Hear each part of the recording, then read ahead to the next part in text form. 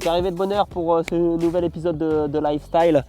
Donc encore une journée au bord de l'eau, sans nuit, juste quelques heures de pêche.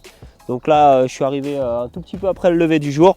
J'ai gonflé mon petit bateau vite fait, j'ai mis 2 cannes et j'espère que ça va le faire.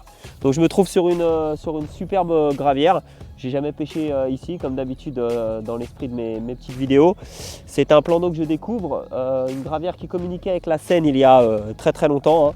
Ça fait partie de toutes ces darses qui joncent les bords de la Seine. Donc désormais ça ne communique plus, mais ici rentraient les péniches pour charger du sable. Donc désormais c'est complètement à l'abandon, c'est sauvage.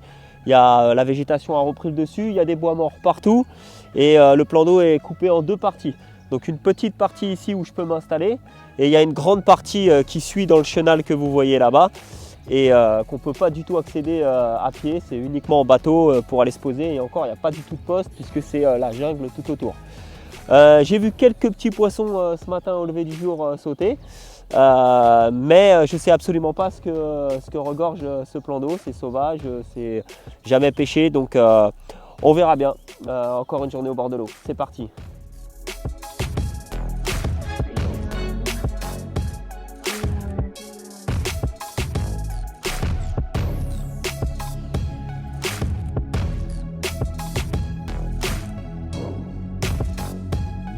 Voilà, je suis super content, ma journée, mon contrat est rempli, ma petite journée est remplie.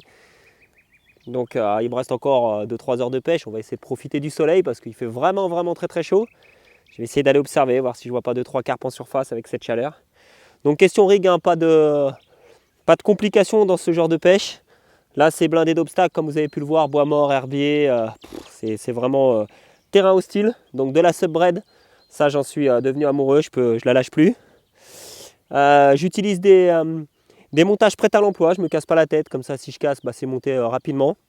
Aujourd'hui c'était un Dark Matter Ready Rig, les nouveaux Badling, les derniers sortis en fait en date. Et puis avec un Wide Gap, et puis une petite pop-up boostée. Quelque chose de très simple, hein, que je fais baigner dans du goût tuna pour rester cohérent avec l'amorçage. Et voilà ce que ça rapporte en une petite journée de pêche, une petite matinée là pour l'instant, ça fait 3 heures que ça pêche. Donc on va chercher les poissons là où ils sont, dans les obstacles. Et puis parfois ça paye pas, mais aujourd'hui ça paye.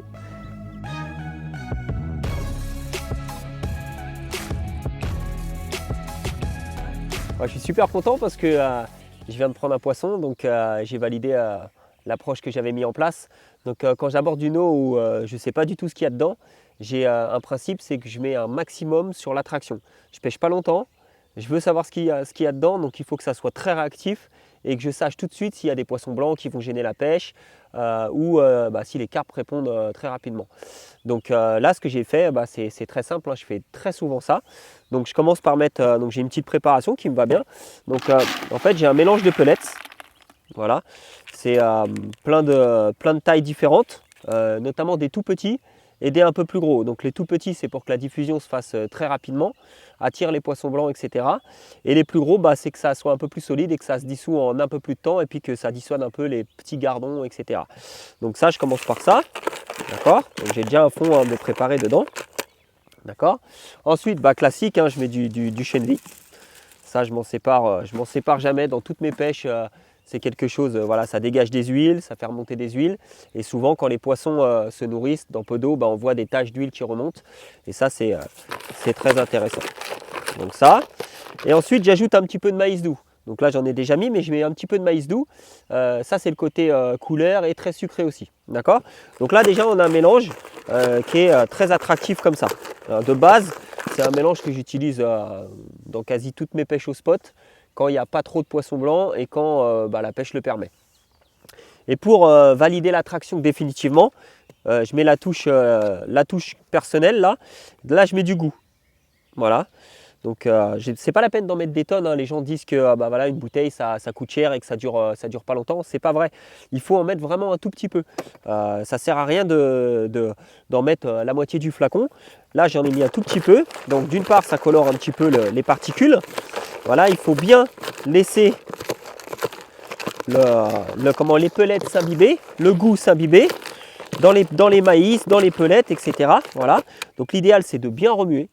très longtemps, d'accord, pour que toutes les particules s'imprègnent, et ensuite de laisser un petit peu reposer au soleil pour que ça rentre plus profondément dans les particules. Donc là, c'est ce que je vais faire.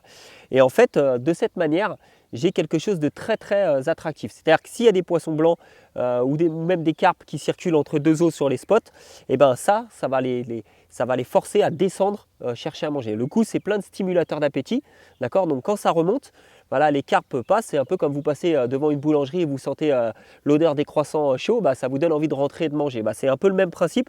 C'est-à-dire que c'est les stimulateurs d'appétit, c'est pour stimuler l'appétit des poissons et les faire descendre sur les amorçages.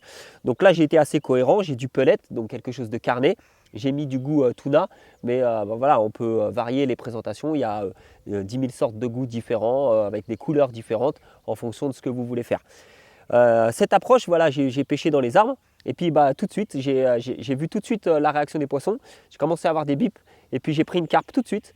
Donc dans un lieu sauvage qu'on ne connaît pas, on ne sait pas le cheptel, on ne sait même pas s'il y a des poissons.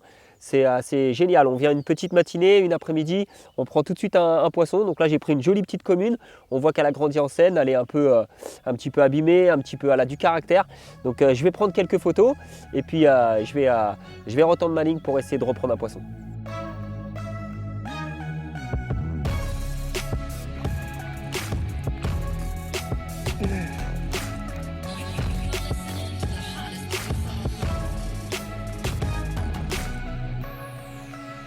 Deuxième départ, tout de suite après avoir reposé la canne sur un nouveau spot.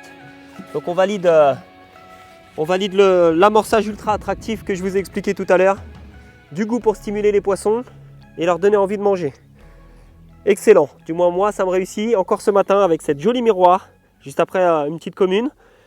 Donc 2 poissons en une matinée, bon bah, ça devrait être pas mal. Hein. Dans un nouveau lieu qu'on ne connaît pas, génial. Je suis heureux. Pensez à bien arroser vos poissons, il commence à faire très chaud, c'est important. Et ne les gardez pas très longtemps en dehors de l'eau. Ciao.